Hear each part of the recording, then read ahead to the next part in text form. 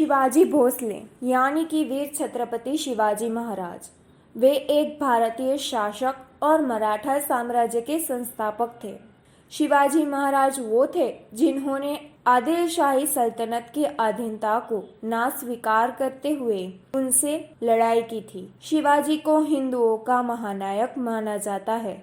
ऐसे महानायकों की वीर गाथा को जानकर हम जोश से भर जाते हैं। तो आप अगला वीडियो किन महान नायक के ऊपर देखना चाहते हैं वो कमेंट करके जरूर बताइए। वर्ष 1630 में मराठा परिवार में जन्मे वीर शिवाजी महाराज एक निडर, बहादुर और बुद्धिमान शासक थे। आइए जानते हैं वीर शिवाजी महाराज के बारे में।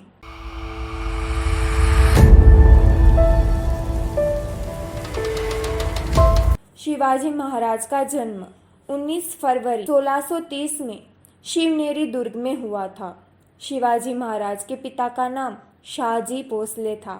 उनकी माता जीजाबाई ने उनका नाम भगवान शिवाई के नाम पर शिवाजी रखा। शिवाजी के पिताजी शाहजी भोसले एक मराठा सेनापति थे जो कि डेक्कन सल्तनत के लिए कार्य किया करते थे। शिवाजी के जन्म के समय डेक्कन सल्तनत की सत्ता इस्लामिक सल्तनत बीजापुर, अहमदनगर और गोलकोंडा में थी। शिवाजी अपनी मां के प्रति संपूर्ण समर्पित थे। जीजाबाई बहुत ही धार्मिक थी। शिवाजी महाराज को जीजाबाई ने बचपन से ही युद्ध की कहानियां सुनाते थे। खासकर उनकी मां उन्हें रामायण और महाभारत की प्रमुख कहानियां भी सुनाती थी, जिन्हें सुनकर शिवाजी के ऊपर बहुत ही गहरा असर पड़ा था। इन दो ग्रंथों की वजह से ही वो जीवन पर्यंत हिंदू महत्व का बचाव करते थे। इस दौरान शाहजी ने दूसरा विवाह किया और अपनी दूसरी पत्नी तुक्काबाई के साथ कर्नाटक में आदिल शाह की तरफ से सैन्य अभियानों के लिए चले गए। उन्होंने शिवाजी और जीजाबाई को दादोजी कोंडदेव के पास छोड़ दिया। दादोजी ने शिवाजी को बुनियादी लड़ाई तकनीकों के बारे में जैसे कि घोड़ेसवारी, तलवारबाजी और निशानबाजी सिखाई। शिवाजी महाराज का विवाह 1645 में सईबाई निम्बलारकर के साथ लाल महल पुणे में हुआ था। शिवाजी महाराज ने वर्ष 1645 में आदिल शाह सैनिकों को बिना सूचित किए कोंडना किला पर हमला कर दिया। इसके बाद आदिल शाह सेना ने शिवाजी के पिता शाहजी को गिरफ्तार कर लिया। आदिल शाह सेना ने यह मांग रखी कि वह उनके पिता को तब रिहा करेंगे जब वह कोंडना का किला छोड़ देंगे। उनके पिताजी की रिहाई के बाद 1645 में शाहजी की मृत्यु हो गई। पिता शाहजी की मृत्यु के बाद शिवाजी ने फिर से आक्रमण करना शुरू कर दिया। वर्ष 1659 शिवाजी ने बड़ी संख्या में हथियारे, घोड़े और दूसरे सैन्य सामानों को अपने अधीन कर लिया। इससे शिवाजी की सेना और ज्यादा मजबूत हो गई और मुगल बादशाह औरंगजेब ने इसे मुगल साम्राज्य का सबसे बड़ा खतरा समझा। मुगलों के शासन औरंगजेब का ध्यान उत्तर भारत के बाद दक्षिण भारत की तरफ गया।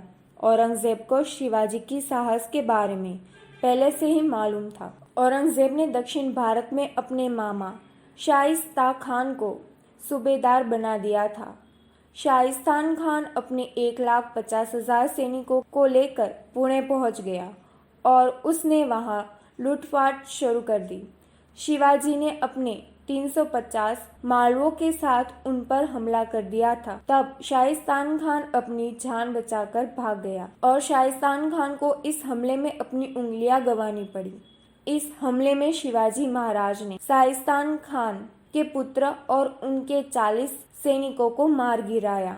शाइस्तान खान ने पुणे से बाहर मुगल सेना के पास जाकर शरण ली और औरंगजेब ने शर्मिंदगी के मारे शाइस्तान खान को दक्षिण भारत से हटाकर बंगाल का सूबेदार बना दिया। इस जीत के बाद शिवाजी की शक्ति और ज्यादा मजबूत हो गई थी। लेकिन कुछ समय बाद शाइस्तान खान ने अपने 15,000 सैनिकों के साथ मिलकर शिवाजी के कई क्षेत्र को जलाकर तबाह कर दिया। बाद में शिवाजी ने इसी तबाही का बदला लेने के लिए मुगलों के क्षेत्र में जाकर लूटपाट मचा दी।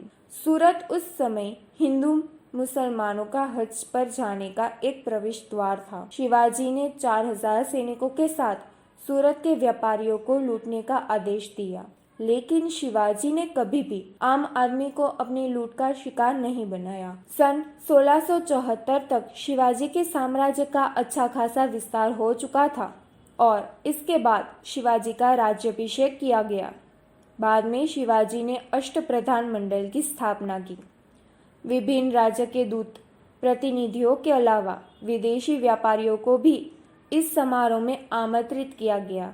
इस समारोह में लगभग रायगढ़ के 5000 लोग इकट्ठित हुए थे। शिवाजी को छत्रपति का खिताब दिया गया। उनके राज्याभिषेक के दिन बाद ही उनकी माता का देहांत हो गया।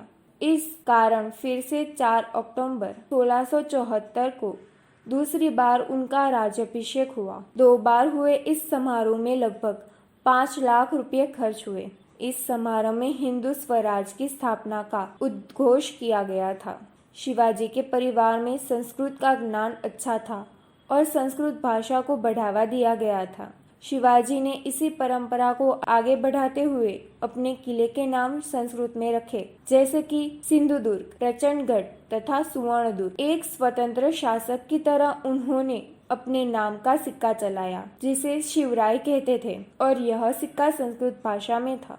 उनके राज पुरोहित केशव पंडित स्वयं एक संस्कृत के कवि तथा शास्त्री थे। उन्होंने दरबार के कई पुराने कायदे के पुनर्जीवित किया एवं शासकीय कार्यों में मराठी तथा संस्कृत भाषा के प्रयोग को बढ़ावा दिया। शिवाजी एक कट्टर हिंदू होने के साथ सभी धर्मों का सम्मान किया करते थे। उनके राज्य में मुसलमानों को धार्मिक स्वतंत्रता थी, क्योंकि उनका विरोध मुसलमानों से या उनके धर्म से नहीं बल्कि क्रूर मुगलों से था, जिन्होंने आतंक मचाया था। शिवाजी हिंदू संस्कृति का प्रचार किया करते थे।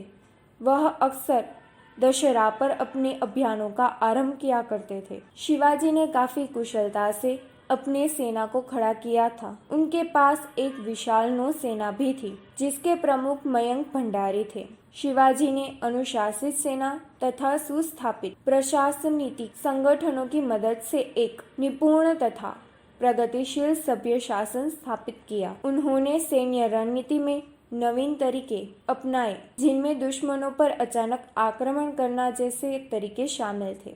शिवाजी को एक सम्राट के रूप में जाना जाता है। उनके बचपन में कुछ खास शिक्षा नहीं मिली थी, लेकिन वह फिर भी भारतीय इतिहास और राजनीति से अच्छी तरह से परिचित थे। शिवाजी ने प्रशासकीय कार्यों में मदद के लिए 8 मंत्रियों का एक मंडल तैयार किया था, जिसे अष्टप्रधान कहा जाता था। इसमें मंत्री या प्रधान को पेशवा कहते थे।